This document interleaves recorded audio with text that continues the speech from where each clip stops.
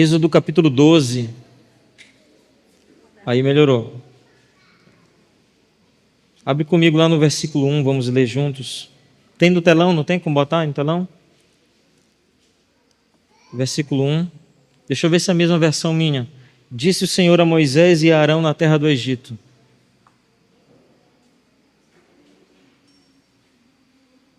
E falou, a minha começa com disse. Vamos ler juntos, irmão? Quem trouxe Bíblia, abre sua Bíblia aí. Quem não trouxe, acompanhe na tela. Diz assim: E disse o Senhor a Moisés e a Arão na terra do Egito. Amém? Quem encontrou diz amém? Amém? Versículo 2. Este mês vos será o principal dos meses, será o primeiro mês do ano. Falai a toda a congregação de Israel, dizendo: Aos 10 deste mês, cada um tomará para si um cordeiro segundo a casa dos pais, um cordeiro para cada família. Mas se a família for pequena, para um cordeiro, então convidará ele o seu vizinho mais próximo, conforme o número de almas, conforme o que cada um puder comer. Por aí calculareis quantos bastem para o cordeiro. Verso 5: O cordeiro será sem defeito, macho de 1 ano. Podereis tomar um cordeiro ou um cabrito e guardareis até o 14º dia deste mês, e todo o ajuntamento da congregação de Israel imolará no crepúsculo da tarde. Agora pule lá para o versículo 29, diz assim: Aconteceu que à meia-noite feriu o Senhor todos os primogênitos na terra do Egito, desde o primogênito de Faraó, que se assentava no seu trono, até o primogênito do cativo que estava em Chovia, e todos os primogênitos dos animais.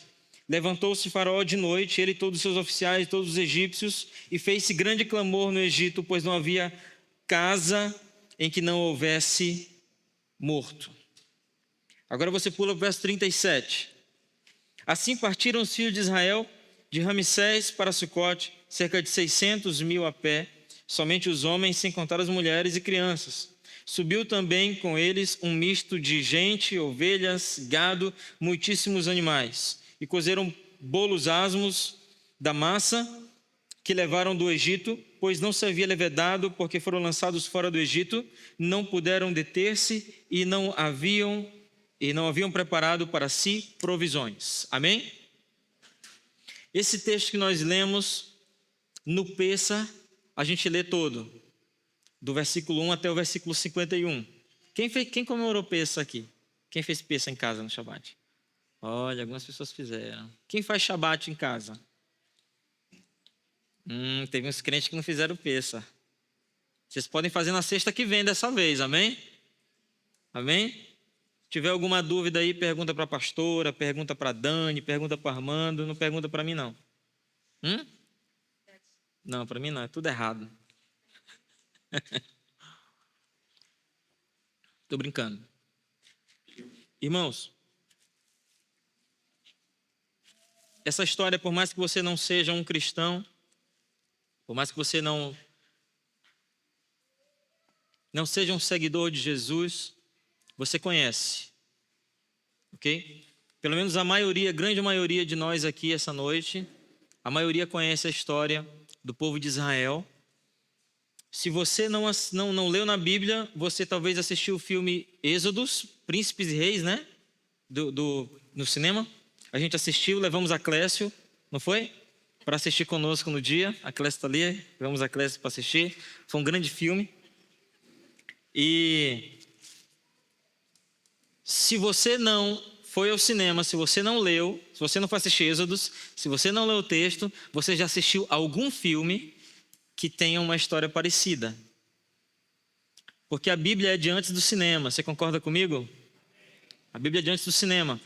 Então todo filme tem vilões, todo filme tem mocinhos, todo filme tem alguém que está fugindo de uma trama que o inimigo está fazendo, de alguma escravidão. E tem um final espetacular, onde acontecem coisas inacreditáveis. Às vezes você assistiu um filme e você se pergunta assim: uai, mas como que fulano ressuscitou se ele estava morto? Aí o outro, o mais cético, te diz assim: é porque é um filme, besta. E no filme o mocinho sempre ressuscita. Então você foi evangelizado pelo cinema. Se você diz uma coisa dessa, você foi evangelizado pelo cinema. Porque a Bíblia nos fala E nós temos a prova hoje aqui, porque nós sentimos Jesus, nós estamos com Ele, muitas pessoas aqui são cristãs, nós temos a prova de que a Bíblia contou essa história antes do cinema. Amém? Na verdade, irmão, para todo filme dar certo, ela tem que imitar a Bíblia, tem que imitar o roteiro bíblico, tem que ter um livramento no final, providenciado pelo Senhor por um milagre, alguma coisa assim. Assim se fazem roteiros de filmes, eles seguem as Escrituras. Nós lemos agora alguns trechos de uma história onde nós vimos que Israel estava escrava, a terra, o país de Israel, eles estavam escravos. No Egito, por quanto tempo nós lemos? 430 anos. Eles estavam escravos no Egito. Não foram 43 anos, não foram 4 anos e 3 meses, não foram 4 meses, foram 430 anos. 430 anos, se você contar de 40 em 40, dá quase 11 gerações. Se você contar de 70 em 70, dá quase 7 gerações. Se fossem 490 anos. Irmão, é muita gente escravizada. Como eles chegaram lá? Quem sabe dizer aí bem alto, como Israel chegou no Egito antes de ser escravos? José vai ser um governador no Egito. O Senhor vai dar uma reviravolta na vida de José, ele vira um governador no Egito. E aí ele convida, depois que ele é governador, ele convida os seus familiares, uma grande fome, e o povo de Israel, a descendência de Jacó, eles foram para o Egito com honra. Só que a Bíblia diz no primeiro capítulo do livro de Êxodo, que nasceu um faraó, nós cantamos a música hoje assim, não foi? Nasceu um faraó que não reconhecia Israel, que não conheceu José. Esse faraó começou a desobedecer tudo que Deus havia feito com Israel, começou a ignorar toda a prosperidade do povo judeu na terra do Egito. Fique conectado que eles estão o tempo todo, enquanto eu falo isso, eles estão na terra do Egito, ok? Esse faraó novo ignorou tudo, irmãos, tudo que havia acontecido, como eles haviam chegado, toda a prosperidade, o que José, um israelita, um hebreu, havia feito com o Egito. Se não fosse José, o Egito estaria pobre como as outras nações naquela época. O Senhor Deus, o Deus de Israel, livrou o Egito da desgraça. Esse faraó não reconhecia mais o povo de Israel como povo de Deus, desconhecia a história de José.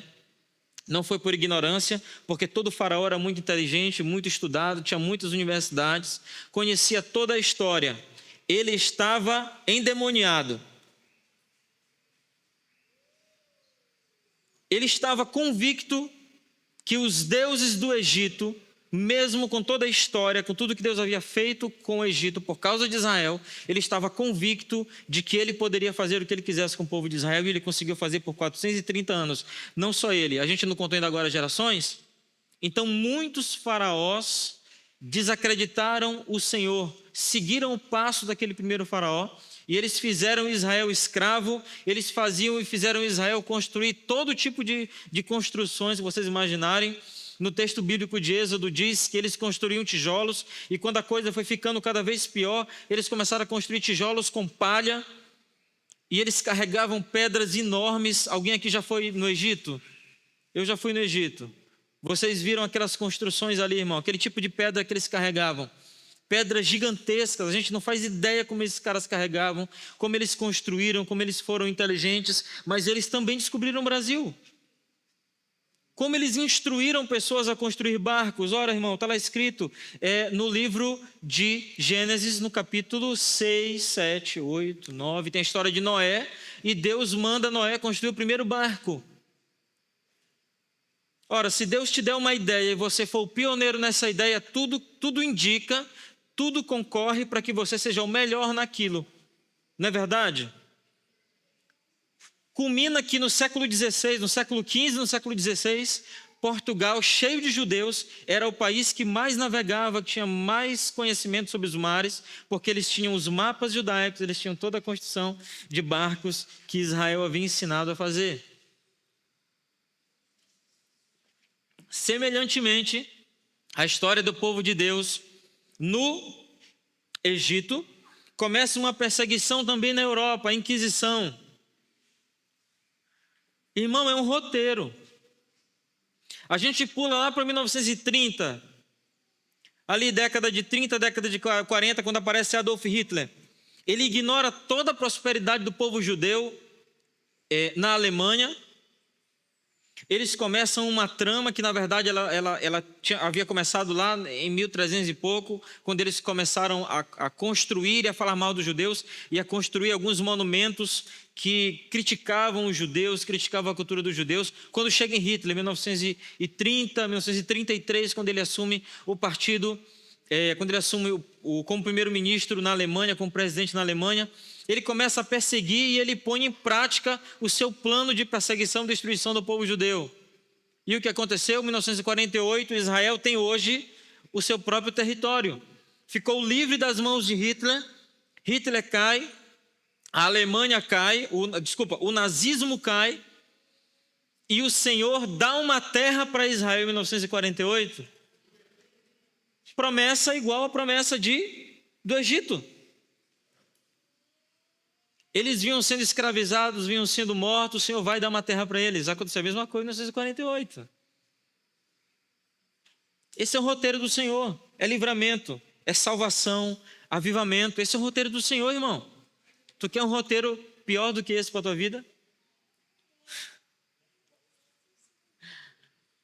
Nós precisamos de um roteiro desse para melhor, amém? Esse é o nosso Deus, o Deus de Israel. O Deus que tirou Israel das garras do Egito. É o Deus que está aqui essa noite, irmãos. Amém? Irmãos, aí o Senhor, você sabe a história das pragas? As 10 pragas do Egito? A maioria sabe, né? O Senhor disse a Moisés que ele deveria ir e livrar o povo de Israel do Egito. Ele disse, eu não sei como falar tal. E aí Arão vai e ajuda ele. Ele chama Arão, Arão ajuda. E eles dois vão lá no faraó e eles dizem, olha, o Senhor Deus mandou você soltar meu povo. O que faraó fez? Não. Aí Deus mandou uma praga, ele continuou, Deus mandou a segunda praga, ele continuou, Deus mandou a terceira praga, ele continuou, até a 9ª praga, ele continuou duro. Não ia soltar, não ia libertar o povo de Israel, não ia deixar o povo de Israel ir. Como Deus havia dito, deixa o meu povo ir. Ele não tinha deixado, até a 9ª. Aí nós estamos agora no capítulo 12 de Êxodo, na 10ª praga do Egito. O que aconteceu nessa praga? Essa praga se chama a morte dos primogênitos. O Senhor havia dado uma instrução para o povo de Israel. E ele disse assim, vocês vão matar um cordeiro, vocês vão pegar o sangue desse cordeiro e passar nos umbrais das portas de vocês, na parte mais alta da porta. E eu vou enviar um anjo da morte, que vai passar aqui de madrugada, e ele vai matar todo primogênito no Egito. E nós lemos o texto, morreram todos os primogênitos, incluindo o filho de Faraó. Exceto quem não morreu? Nenhum primogênito do povo de Israel morreu naquela noite. Irmãos, Faraó percebeu. A Bíblia diz que eles acordaram de madrugada, eles foram até o povo de Israel e eles disseram, saiam daqui. E eles expulsaram o povo de Israel. Israel se viu livre. Como se não bastasse, aconteceu uma coisa muito interessante naquela noite, que foi a todo mundo, a qualquer pessoa, que um judeu chegasse e dissesse, me dá o teu cordão de ouro, ele dava. Me dá o teu anel de ouro, me dá. Me dá o teu brinco de pérola, ele dava. Tudo que eles diziam, tudo que eles pediam, o povo do Egito dava. Por quê? Porque eles queriam ver o povo de Israel fora. Toma meu ouro, toma meu dinheiro, toma tudo que vocês quiserem aqui, eu não quero que vocês voltem mais. Prosperem onde vocês quiserem. Irmão, tu já pensou o dia que Satanás disse assim, sai de perto de mim, vai prosperar onde tu quiser. Aí tu vai acreditar, né, abençoado? Deus já falou tanto tempo para tu prosperar e tu vai acreditar no Satanás. Pois tiveram judeus que foi assim. Eu gosto muito de dizer isso, às vezes a gente fala do povo de Israel e algumas pessoas, elas erroneamente, elas pensam que nós bajulamos ou que nós adoramos Israel, o povo de Israel. E aí, para o crente que não entende muito bem sobre isso, eu digo assim, ei, judeu fuma. Aí o cara, não é possível. Mas todo judeu não é crente? Não. Tem marcha em Israel. Sabe do que eu estou falando, né? Tem parada em Israel. Tem drogas em Israel. Tem assassinato em Israel. Israel precisa de juízes. Precisa de polícia. Não só para proteger contra os inimigos, mas para organizar entre si. Porque também tem pessoas más. Está entendendo? Assim como nós hoje, nós somos cristãos. E nós também fazemos coisas ruins. É ou não é verdade? Não, né? Tem gente perfeita aqui. É ou não é verdade? Fazemos coisas ruins? Fazemos coisas ruins. Hoje a gente estava conversando no almoço, todo mundo tem um pouco paranoico, né? Todo mundo é... Aí alguém comentou, mas os psicólogos, eles dizem mesmo que todo mundo tem um pouco de paranoia. Aí a gente comentou assim, sim, o cara precisou estudar na universidade para saber que todo mundo é um pouco louco. Basta tu viver numa família, tu sabe que todo mundo é um pouco louco. Não é? Ou tu nasceu sozinho? Ok. Bem-vindo. Irmãos, todo mundo é um pouco bagunçado. Israel também. Israel sofreu até esse dia dessa libertação, da 10ª praga, e eles receberam todas as instruções. Alguém ministrou, acho que foi a Dani, né, sobre algumas coisas e tal, e aí o Senhor deu várias etapas, que é o ceder que eles seguem hoje no Pêssar, né? Então eles bebem o vinho, que tem várias simbologias, eles assam um carneiro. Quer dizer, hoje em Israel nem se faz, nem todo ceder é com carneiro, porque não tem templo, se não tem templo não tem sacrifício, então eles fazem dessa maneira. Mas o correto, aquela instrução de Páscoa que Deus deu para Moisés, tinha um carneiro, tinham pães asmos, tinham ervas amargas e tinha vinho. Irmão, o povo de Israel, ele precisava fazer tudo com muita pressa. Tu já imaginou se hoje você soubesse que amanhã você vai ficar liberto? Amanhã todo demôniozinho que mora dentro de ti vai fugir. Tu está sabendo hoje. E aí o Senhor Deus diz assim, você precisa só matar um cordeiro, assar o cordeiro, comer rápido, porque vocês vão sair libertos de barriga cheia. Vocês vão pegar um pão, não vai dar tempo de fermentar, porque tem que ser tudo rápido. Irmão, tu não ia fazer isso? Amanhã eu vou amanhecer liberto. Tu não ia fazer tudo que Deus tinha mandado fazer? O povo de Israel seguiu tudo à risca.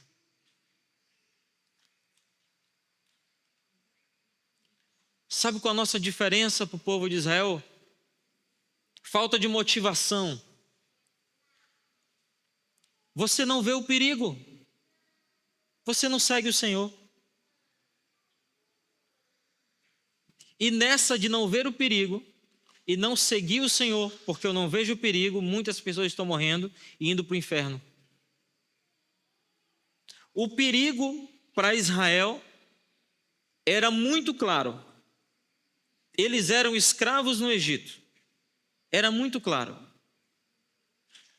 Quando o Senhor disse que eles seriam livres, seriam libertos, irmãos, se alguém te disser que você vai ser livre, você vai fazer qualquer coisa que aquela pessoa te disser que tem que ser feito. Mas hoje o Senhor nos diz que nós podemos ser livres e nós não fazemos nada, porque nós não vemos o perigo.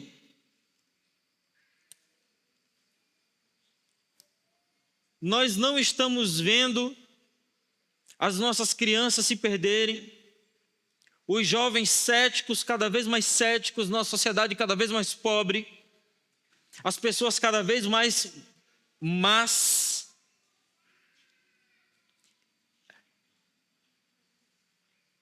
A história daquela mulher que levou o tio morto para tentar sacar um dinheiro. Todo mundo viu aqui, todo mundo viu. Alguém não viu? Sabe do que eu estou falando? Todo mundo sabe. Aquela mulher levou, quando eu soube da história, minha esposa não soube, eu perguntei para ela, eu falei para ela assim, tu tem 50 anos, né, amor? Ela disse, é. Quantas vezes tu viu uma mulher levar uma pessoa morta para um banco para tentar sacar dinheiro? Ela não sabia da história. Ela disse nunca. Eu disse, pois hoje uma mulher levou um cara morto, entrou numa agência bancária e loucamente tentou sacar dinheiro. Tentou fazer um empréstimo em nome do cara.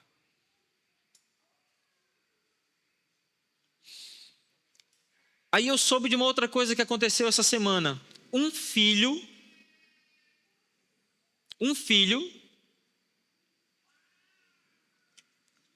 arrancou um dedo da sua mãe para ir no caixa eletrônico sacar o dinheiro da conta dela.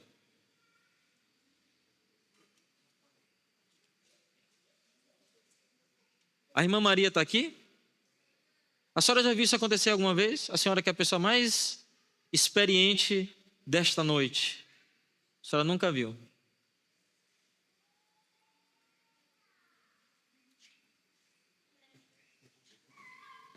O mundo não está perdido, irmão. Irmão, o mundo está muito ruim.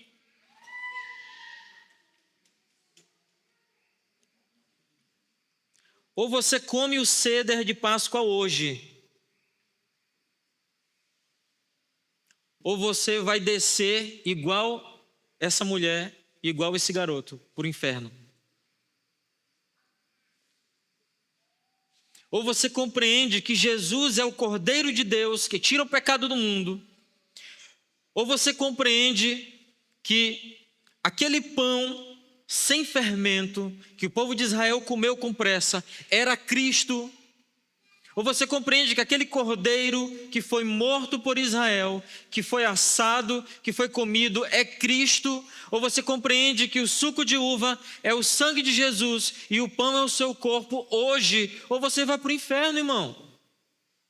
Vai para o inferno de boa, vai para o inferno sem trair a mulher, vai para o inferno sem beber, vai para o inferno sem bater nos filhos, vai para o inferno vai para o inferno bonzinho. Aí tu vai chegar no inferno de frente para Satanás e vai dizer assim, por que eu estou aqui? Se ele te responder, ele vai dizer que é porque tu nunca te converteu. O mundo é mau e está piorando. Acho que eu nunca pedi para ninguém dizer isso para o vizinho do lado, né? Pode dizer para o irmão do lado, o mundo é mau e está piorando. Irmão, o mundo é mau e está piorando. 1 Coríntios, capítulo 5. Você pode abrir comigo lá?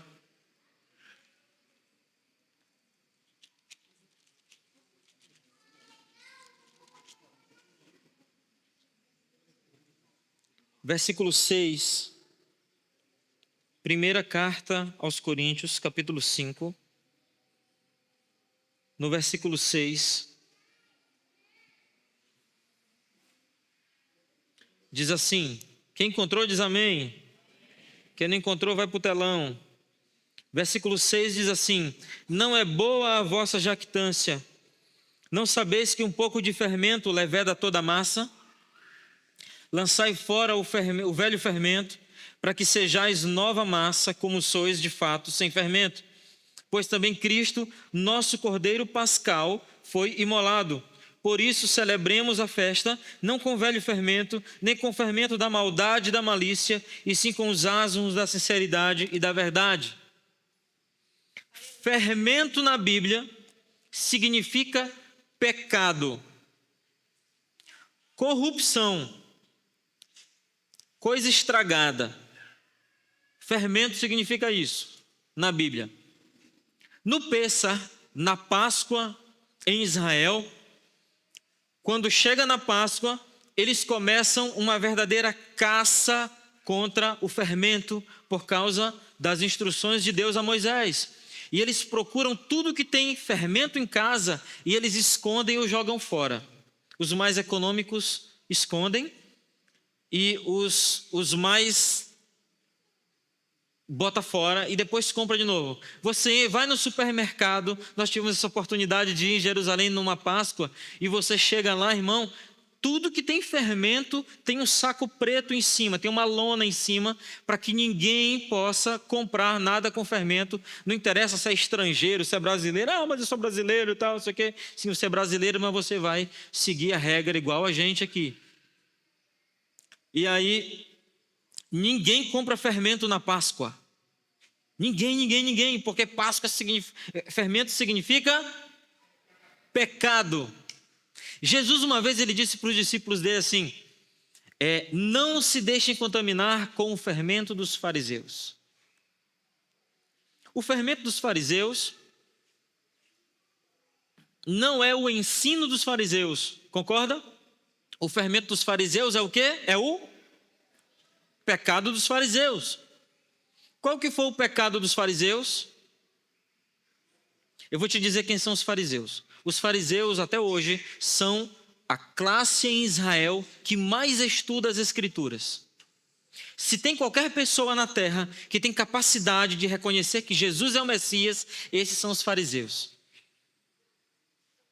Se tem qualquer pessoa que você tem dúvida, você chega para ele, você quer saber quem é o Messias, quais são as características do Messias, você chega para um fariseu e pergunta assim, me diz quais são as características do Messias, e ele vai te dizer todas as características de Jesus.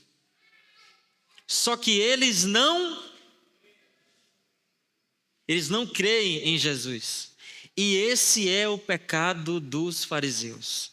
Esse é o fermento dos fariseus. Qual é o fermento dos fariseus? É saber quem é Jesus, é saber ler os tempos, é saber compreender que o mundo está perdido, está cheio de pecado, que um está matando o outro, pai contra mãe, filhos contra pais.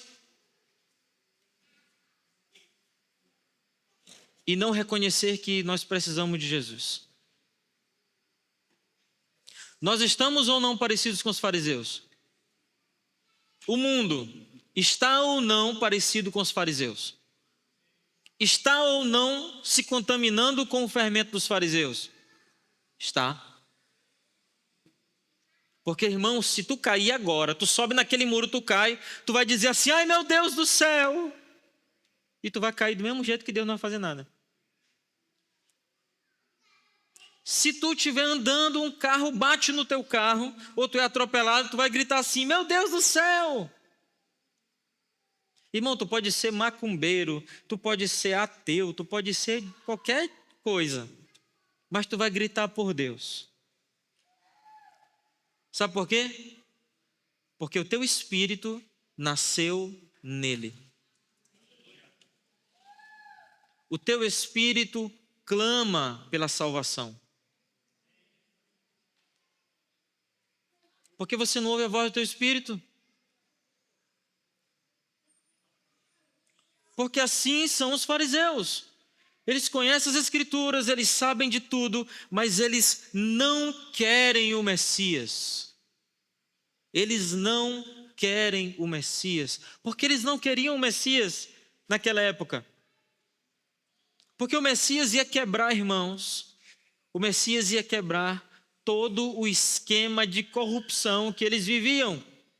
Eles eram a classe mais rica quando Israel estava dominada pelos romanos, na época de Jesus.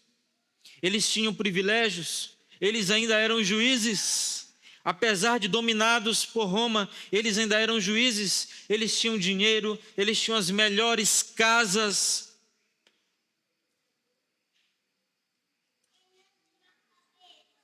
Jesus veio e fez todo mundo igual. Ele fez de tal maneira tão espetacular que ele te salvou e me salvou. E nem judeus nós somos.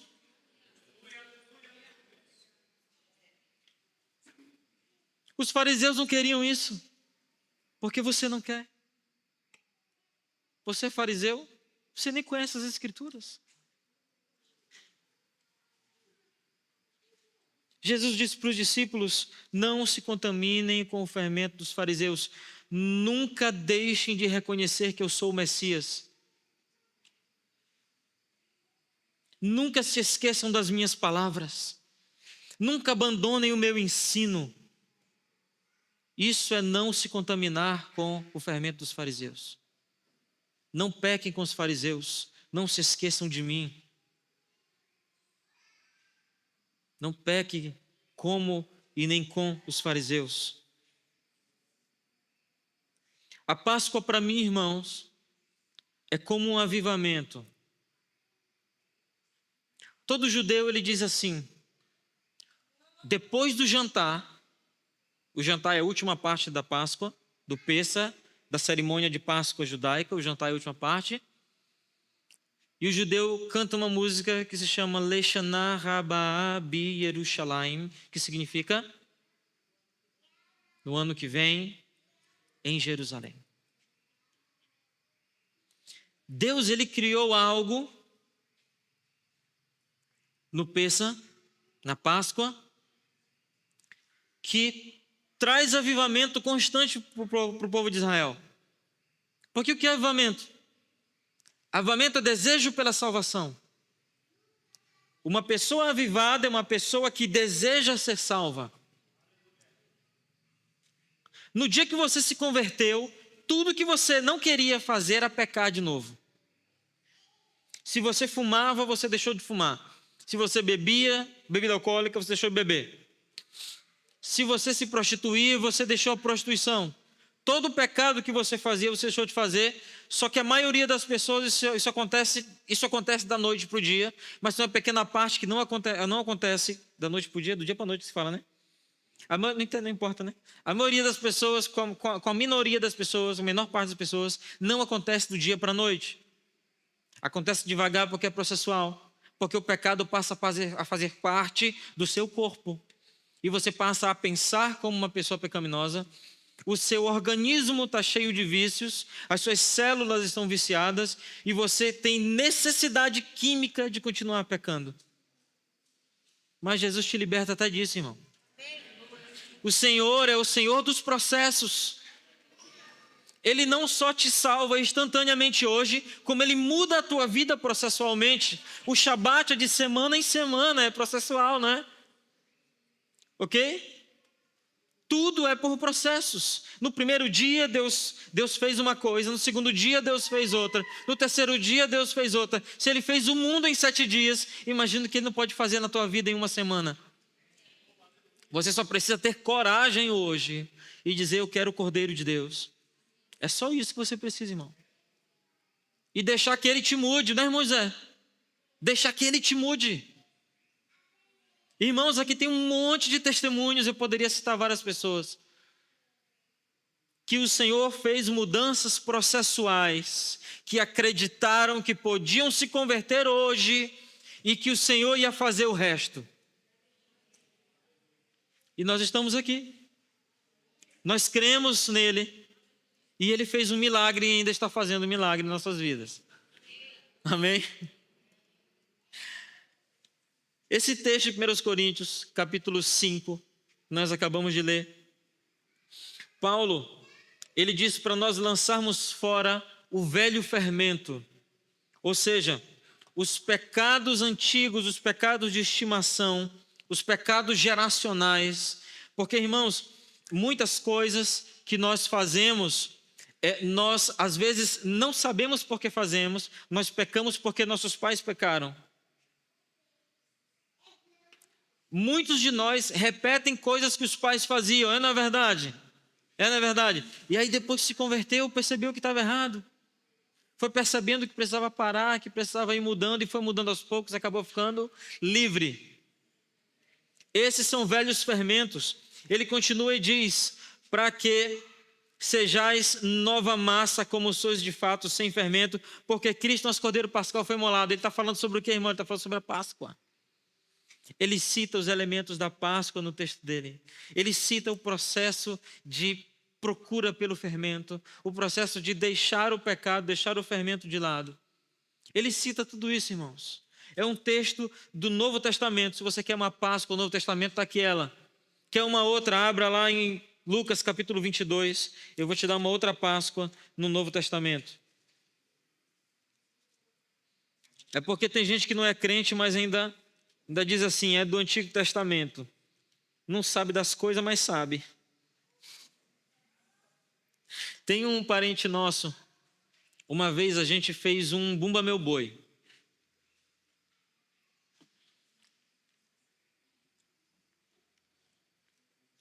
Se eu não falasse o resto agora, todo mundo ia se desviar, né?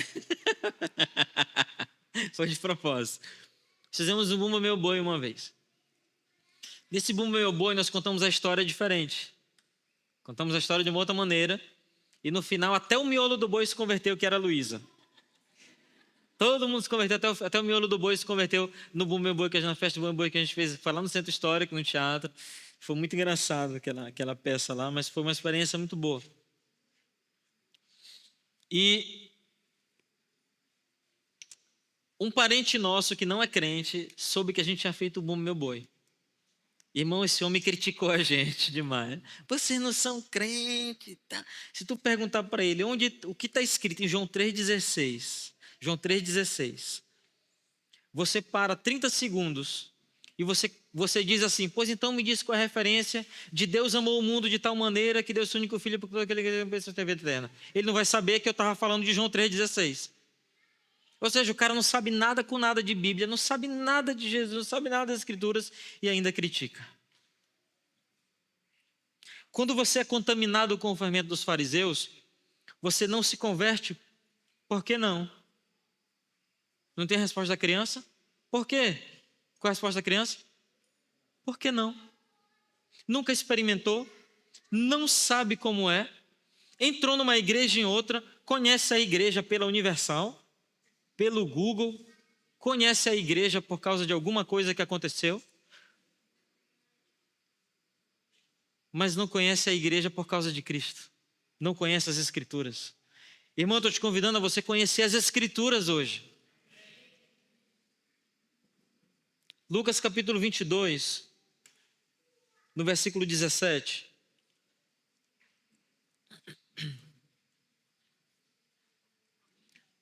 Diz assim, e tomando um cálice, havendo dado graças, disse, recebei e reparti entre vós, pois vos digo que de agora em diante não mais beberei do fruto da videira, até que venha o reino de Deus. Esse texto aqui, irmão, é o texto da ceia ou da Santa Ceia, não é? É o texto da ceia. É o conhecimento de Paulo, porque Paulo não ceou com Jesus, o apóstolo Paulo, mas é o conhecimento que Paulo tinha sobre a ceia, era o conhecimento desses textos, o conhecimento de experiência com os outros apóstolos de Jerusalém. Então, o texto que lemos hoje, nós vamos ler daqui a pouco, 1 Coríntios capítulo 11, que é o texto da ceia que nós lemos, que nós devemos pegar o pão e o cálice e cear. A origem desse texto está aqui, em Lucas capítulo 22. É a última ceia. Todo mundo já ouviu falar da última ceia, não já? O que aconteceu na última ceia? Se eu perguntasse hoje aqui o que aconteceu na última ceia, várias pessoas iam contar vários pontos diferentes. Porque aconteceram muitas coisas. Foi, por exemplo, foi a noite que Judas traiu Jesus. Ok? Foi a noite que Jesus revelou que o traidor era Judas. Foi a noite em que Jesus parte o pão e ceia com os discípulos. Foi a noite em que Jesus lava os pés dos discípulos e Pedro diz, não lava só os pés, me dá um banho todinho. Aconteceram muitas coisas nessa noite. Nessa noite Jesus sai para orar e foi traído. Essa foi a última ceia. Nessa mesma noite, Jesus também diz que não beberia mais do fruto da videira, até que viesse o reino de Deus. Ele fala isso nessa última ceia. O que nós precisamos compreender como cristãos é que Jesus, ele não inventa a ceia.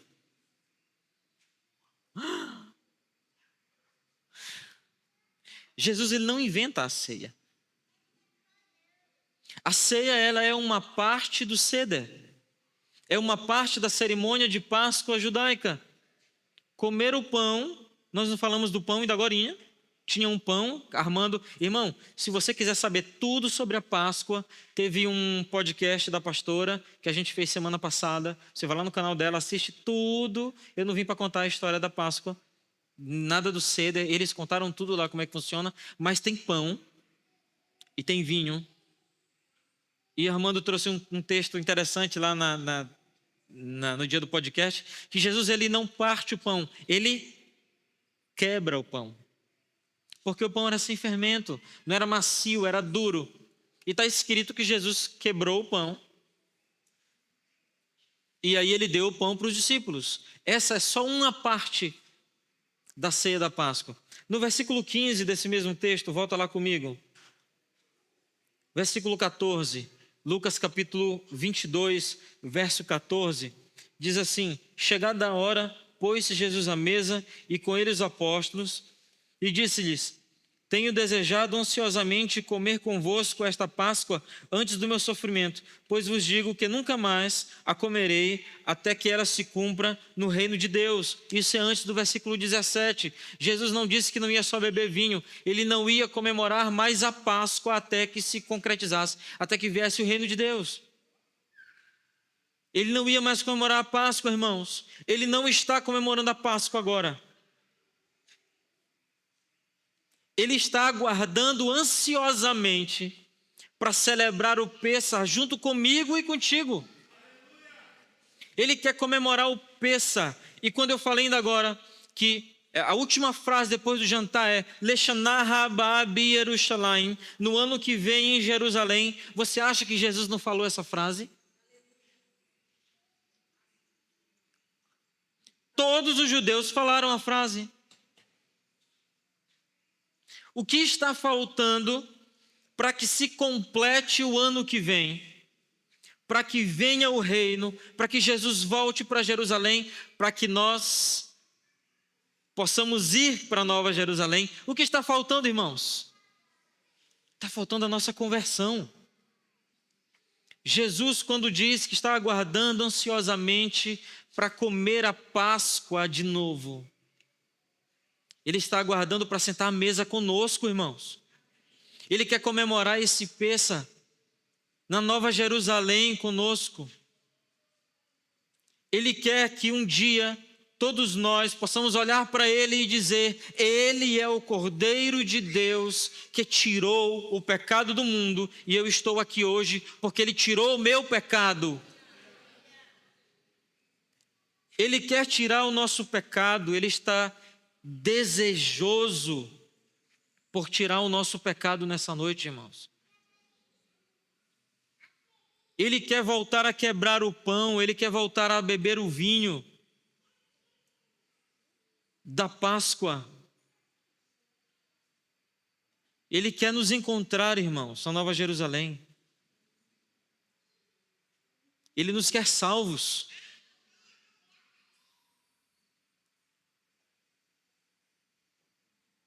Tudo nas Escrituras apontam para a salvação por Jesus.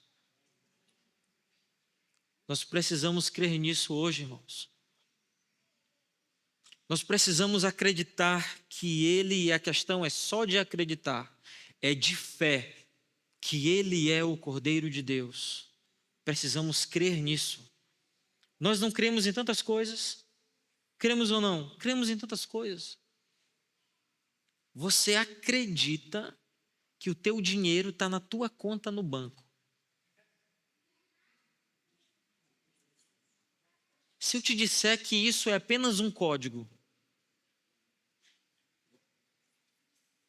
que não é dinheiro de verdade, que teu dinheiro não está lá de verdade. Se eu te disser que é só um aplicativo que tem no teu bolso, que tu tira e acessa e os números estão lá, e que se um hacker entrar e raspar o teu dinheiro todinho, acabou. Mas tu acredita que o teu dinheiro está no banco. Teu dinheiro não está no banco. É virtual. Quando tu usa o cartão de crédito, tu acredita que tu tem dinheiro. Tu não tem dinheiro, tu tem dívida.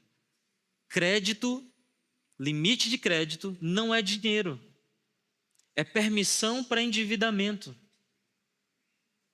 Aí você pensa, não, eu tenho 60 mil reais a menos. O dia que tu usar, irmão, vai ser um desespero para botar de volta, que tu não tem ideia. Aí tu vai ver o diabo. Aí vai querer se converter. Vai fazer igual o pão do peça com cartão, né? Quebra o cartão. Não quero mais usar esse demônio. É porque tu acreditou. O que te separa hoje de ser salvo? Acreditar. É só isso. É fé. A fé fez o povo de Israel suportar 10 pragas, até fugir e dar de cara com o mar.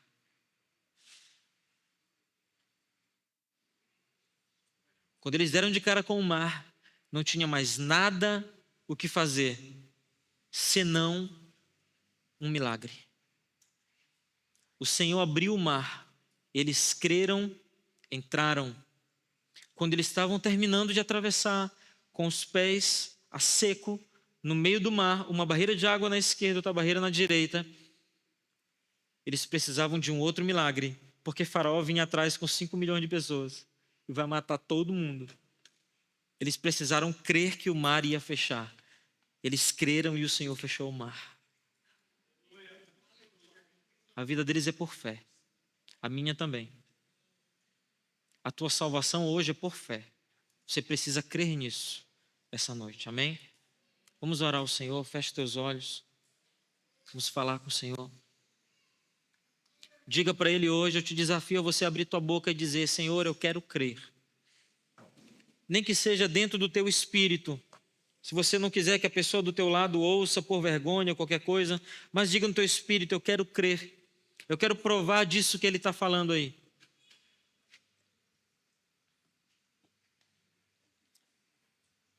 Faça uma prova com Ele, irmão. A Bíblia está cheia de exemplos de pessoas que fizeram prova com o Senhor, fizeram desafios com o Senhor. Ele fez a parte dele. E quando Ele fizer a parte dele, você vai ter que fazer a sua.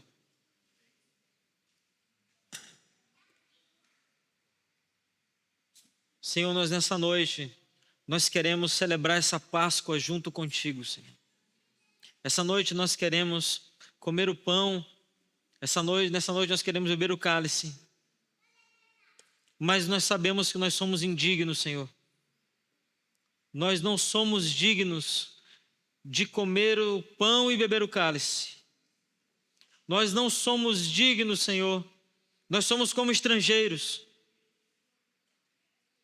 E o Senhor disse para o povo de Israel que o estrangeiro não poderia participar da Páscoa. O Senhor repete isso 2 vezes, até que na 3ª vez o Senhor diz, exceto se o estrangeiro for circuncidado, ele e a sua família poderão participar da Páscoa. E nós sabemos que hoje a circuncisão é a nossa conversão.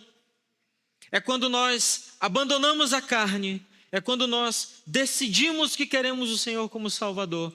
Essa é a nossa circuncisão, é a nossa salvação. E nessa noite, Senhor, nós queremos te pedir autorização, Senhor, para nós participarmos do teu corpo e do teu sangue, Jesus. Então salva nessa noite, Senhor. Salva nessa noite. Salva, Senhor. Se o Senhor nos salvar essa noite, nós participaremos dessa Páscoa, Senhor. Se o Senhor nos salvar essa noite, nós cearemos, Senhor. Nós cearemos.